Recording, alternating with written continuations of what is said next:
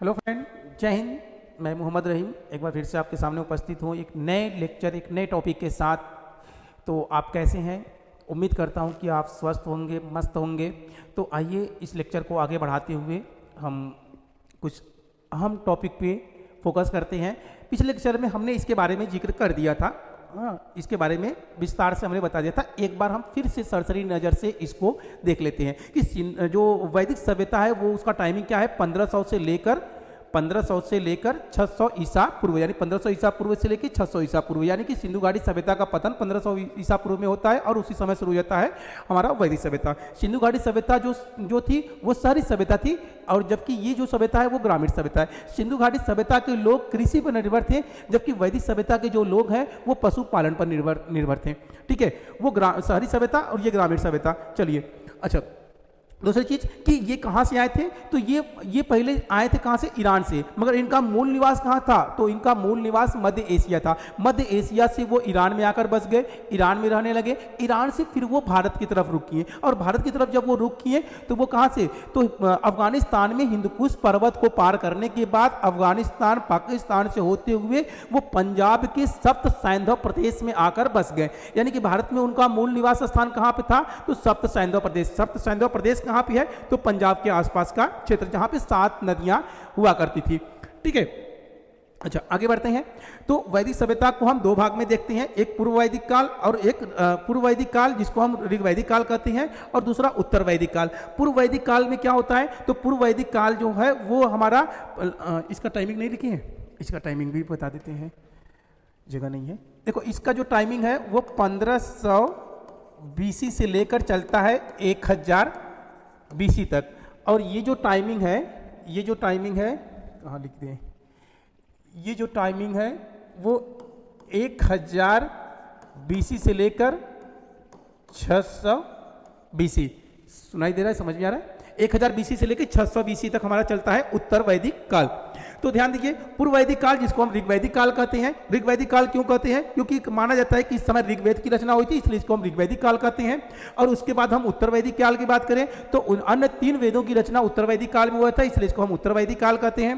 ठीक है, अच्छा, वर्ण व्यवस्था भी उस समय थी वैदिक काल में। तो जो 4 वर्ण व्यवस्था थी, ब्राह्मण, क्षत्रिय, वैश्य, शूद्र, तो उन वर्ण व्यवस्था में भी हमको थोड़ा सा अंतर देखने को मिलता है। अंतर क्या है कि उत्तर वैदिक काल, ऋग वैदिक काल में जो वर्ण व्यवस्था थी वो कर्म के आधार पे थी, यानी कि जिसका जैसा कर्म उसकी वैसी जाति। ठीक है, एक ही घर में चारों वर्णों के लोगों को भी देखा गया है। अच्छा, उसके बाद ये चीजें ब्राह्मणों ने क्या किया? ब्राह्मणों ने इस नियम को खत्म करके उत्तर वैदिक काल में क्या किया? अपना वर्चस्व लाने के लिए उन्होंने कह दिया कि अब से जो जहां है वो वहीं पर रुक जाए और वो वहीं पर रहेगा। यानी कि सॉरी,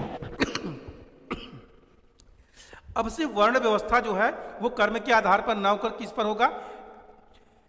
जन्म के आधार पर। मर क्यों नहीं जाते? ठीक है, तो जन्म पर आधारित। ठीक है, तो यहां पे कर्म के आधार पर और यहां पे जन्म के आधार पे। आइए अब मेन चीज़ों की बात करते हैं। वैदिक सभ्यता के बारे में जब हम बात करते हैं तो मेन चीज़ें हमको क्या देखने को मिलता है? ये हमको इसके बारे में, क्योंकि यार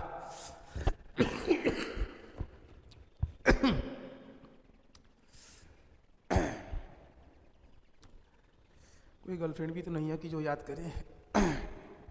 चलो, हाँ, तो वैदिक सभ्यता स्पेशली किसके लिए है? स्पेशली इन्हीं के लिए है। इन्हीं की वजह से वो वैदिक सभ्यता फेमस हुआ, या वैदिक सभ्यता का आज हम उल्लेख या जिक्र करते हैं। ठीक है, तो वैदिक सभ्यता को समझने और जानने के लिए हमको इन ग्रंथों के बारे में अच्छे तरीके से पता होना चाहिए।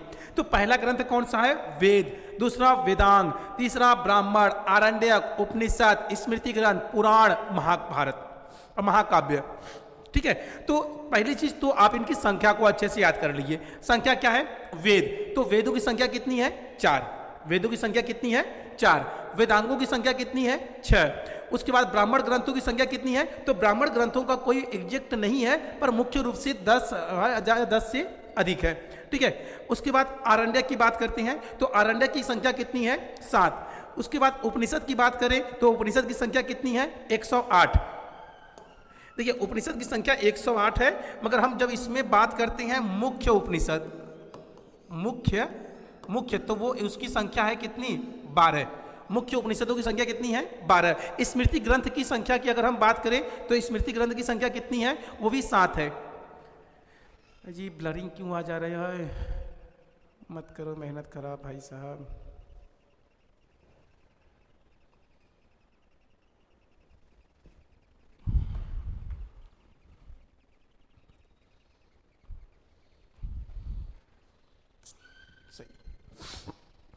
ठीक है, स्मृति ग्रंथ की संख्या कितनी, 7। पुराणों की संख्या कितनी है, 18।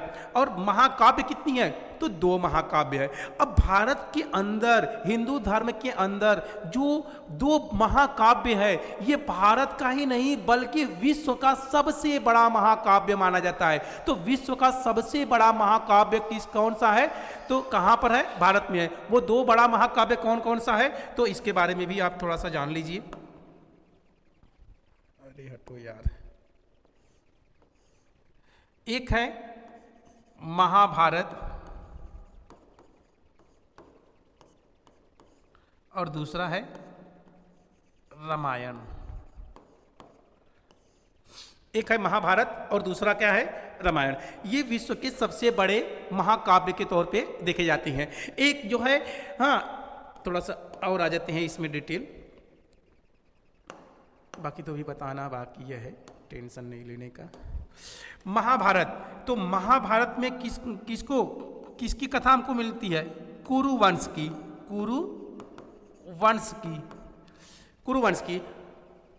अरे यार क्या ये बार बार ब्लरिंग हो रहा है भाई, पढ़ाने दो मेरे भाई, ज़्यादा टाइम नहीं है मेरे पास।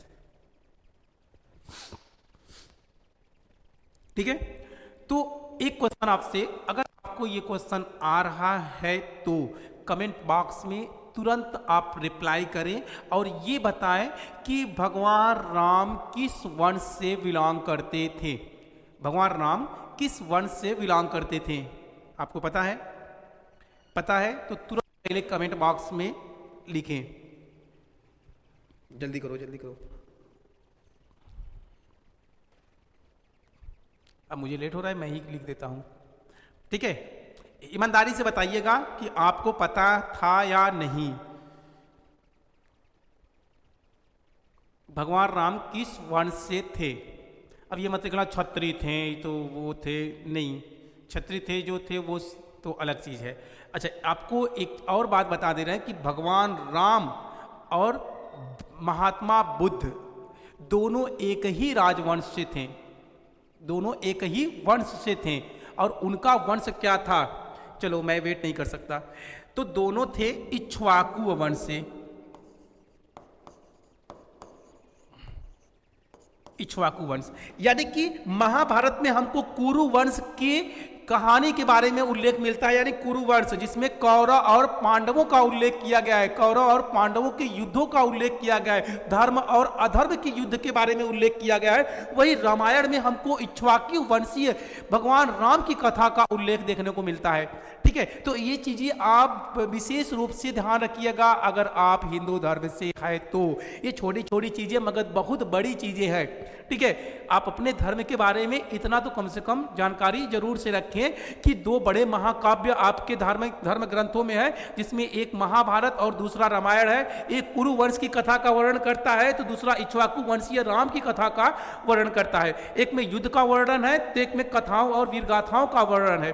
ठीक है, तो इस चीज को आप पहले इसको नोट करिए, फिर हम एक एक करके बताते हैं, आगे बढ़ते हैं।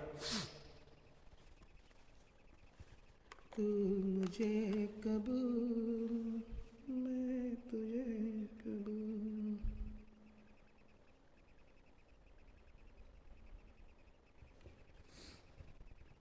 हो गया?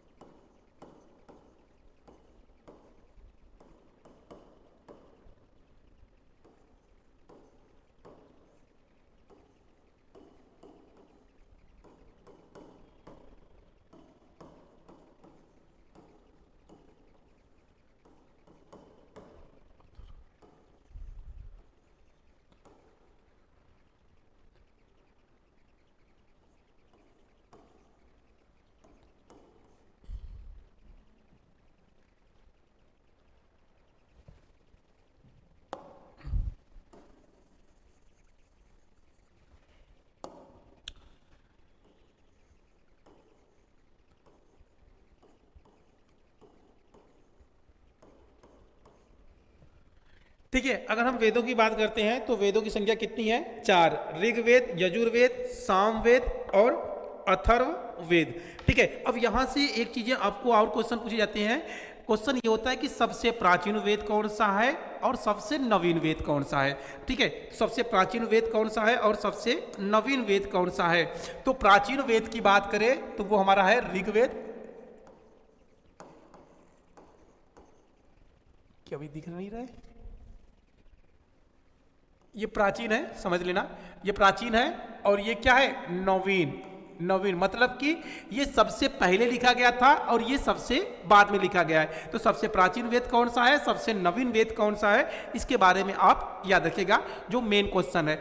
अच्छा, वेद, हाँ वेद क्या है? तो वेद भारत का ही नहीं बल्कि माना जाता है कि विश्व का भी सबसे प्राचीन वेद है। ठीक है, तो ईरानी ग्रंथ जिंद अवस्था से ये मिलती जुलती है, यानी ऐसा माना जाता है कि जिंद अवस्था जो ग्रंथ लिखा गया है वो कहीं न कहीं वेदों से कॉपी करके लिखा गया है, या वेदों की बहुत सारी बातें मिलती है। तो जो भी लोग कह ले, मतलब ये ऐसा माना जाता है कि दोनों की बातें कुछ सेम टू सेम मिलती जुलती है। तो दोनों में से चाहे जो जिसमें नकल करेगा, जाहिर सी बात है जो प्राचीन होगा प्राचीन वाले में से कोई आधुनिक वाले उसमें से कुछ कॉपी या नकल कर सकते हैं।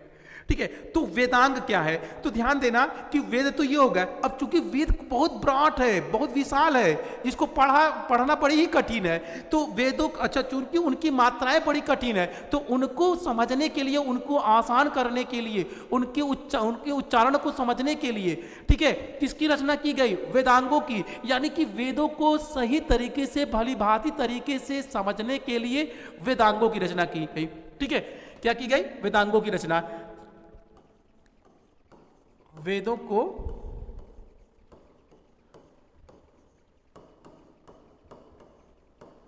आसानी से समझने के लिए,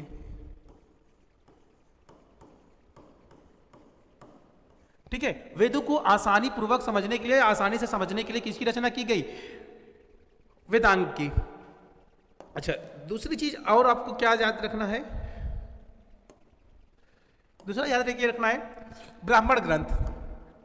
तो ब्राह्मण ग्रंथ भी सेम वही काम करता है, यहाँ भी उनके उच्चारण, उनके मात्राओं को समझने का काम करता है। तो वही जो ब्राह्मण ग्रंथ है उन्हें वेदों पर लिखा गया छोटा छोटा पाठ है, यानी वेदों को और आसान कर दिया गया। उनको जो है कि जिसे मात्राओं को या उनके शब्दों को या उनकी जो ब्राड, जो बड़े लेवल थे, उसको छोटे छोटे पार्ट में डिवाइड करके अपने अकॉर्डिंग इसको लिख दिया गया। यानी कि उस समय के ब्राह्मणों के द्वारा, उस समय के ऋषि मुनियों के द्वारा उन वेदों को छोटे छोटे पार्ट में उनको आसान करने के लिए, आसान तरीके से समझने के लिए जो है, हाँ, इसकी रचना, ब्राह्मण ग्रंथों की रचना की गई।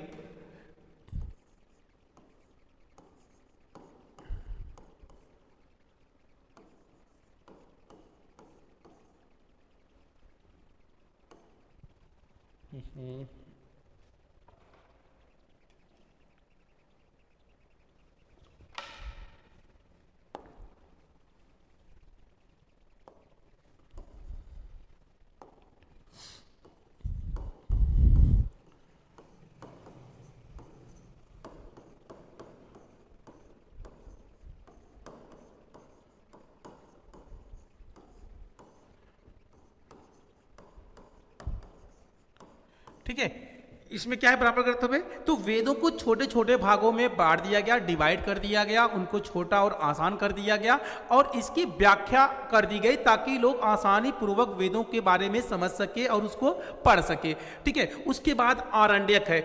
आरण्यक क्या है? तो आरण्यक भी बहुत ज्यादा एग्जाम में आपसे पूछे जाते हैं कि आरण्यक की संख्या कितनी है और आरण्यक कहते किसको है। ठीक है, अच्छा, दूसरी चीज है कि जंगलों में लिखा जाने वाला ग्रंथ कौन सा था? तो ये ग्रंथ जो है वो कहां पे लिखा गया था? जंगलों में लिखा है।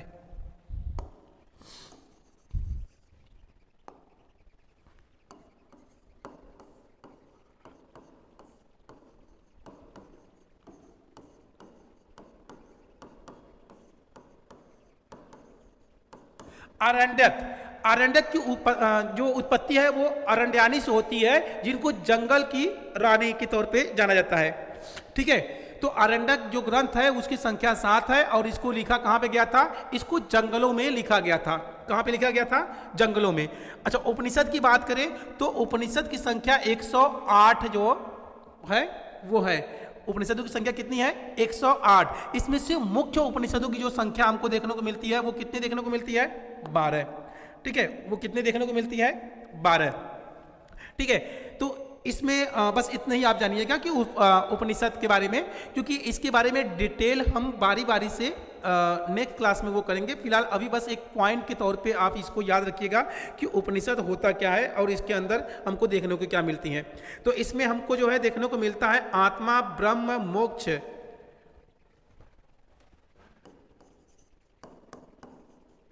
आत्मा, ब्रह्म,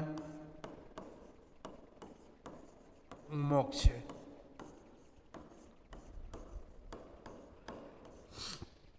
ठीक है, यानी उपनिषद में हमको क्या देखने को मिलता है? इसमें हमको आत्मा, ब्रह्म, मोक्ष की बात ये करती है या बात हमको देखने को मिलता है। ठीक है, अब स्मृति ग्रंथ, तो स्मृति ग्रंथ की रचना हमको कितने देखने को मिलती है? तो स्मृति जो ग्रंथ है वो 7 है। अच्छा, उसमें जो सबसे प्राचीन स्मृति ग्रंथ है, ठीक है, तो वो है मनुस्मृति। मनुस्मृति।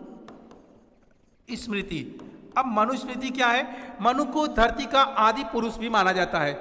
मनु को धरती का आदि पुरुष, यानी ऐसा माना जाता है कि इस धरती पर जो पहला मानव थे वो मनु थे। मनु से ही मनुष्यों की उत्पत्ति होती है।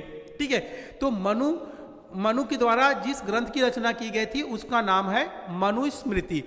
ठीक है, ये तो धार्मिक तौर पे हो गया। अगर आप जो है आएंगे ऐतिहासिक तौर पे, तो ऐतिहासिक तौर पे मनु जो है वो मौर्य वंश के अंतिम शासक बृहद्रथ की हत्या उसके एक मंत्री ने कर दिया था जिसका नाम था पुष्यमित्र शुंग। और पुष्यमित्र शुंग ने भारत के अंदर ब्राह्मण वंश का नींव रखा, यानी पुष्यमित्र शुंग वंश की नींव रखी जो कि एक ब्राह्मण वंश था। और उन्हीं के शासन काल में पतंजलि और मनु 2 लोग रहते थे। ठीक है, ये 2 कह सकते हैं कि ये 2 ऋषि मुनि रहते थे। किसके शासन काल में? पुष्यमित्र शुंग। और ये टाइमिंग है 85 ईसा पूर्व की, 84 से 85 ईसा पूर्व की बात है। ठीक है, तो मनु ने मनुस्मृति की रचना कर दी थी और मनुस्मृति प्राचीन काल का कानूनी ग्रंथ के तौर पे जाना जाता है। ठीक है, अभी हाल ही में बहुत सारे आपने चर्चा या अफवाहें सुने होंगे कि संविधान को बदल दिया जाएगा और उसकी जगह पे क्या ला दिया जाएगा? मनुस्मृति। मनुस्मृति मतलब 4 वर्ण व्यवस्था। मनुस्मृति मतलब स्त्रियों के शिक्षा के अधिकार को समाप्त कर देना।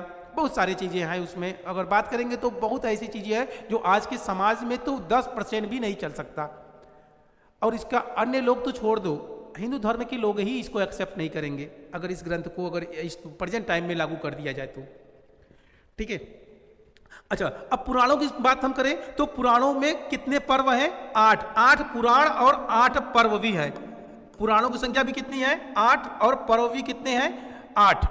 ठीक है, तो इन्हीं पुराणों के 18 पर्व में, 8 हम बोले क्या, इन्हीं पुराणों के 18 पर्व में जो 6वां पर्व है उसका नाम है भीष्म पर्व। और इसी भीष्म पर्व में भगवत गीता का उल्लेख किया गया है। भगवत गीता क्या है? तो भगवान कृष्ण अर्जुन को उपदेश देते हुए दिखाई देते हैं। भगवान विष्णु ने अर्जुन के समक्ष अपने 24 अवतारों को दिखाया जिसमें 10 अवतार मुख्य थे। ठीक है, तो पहली बार अवतारवाद का उल्लेख हमको कहां पर देखने को मिलता है? तो हमको पुराणों में। कौन से पुराण में? 18वें पुराण में, जिसमें हमको भगवत गीता का उल्लेख देखने को मिलता है। महाभारत का युद्ध कितने दिन तक चला था? 18 दिन चला था। उन्हीं 18 दिनों को 18 पर्व या 18 पुराणों में बांट दिया गया। ठीक है, तो आप इस चीज को याद रखिएगा, समझिएगा।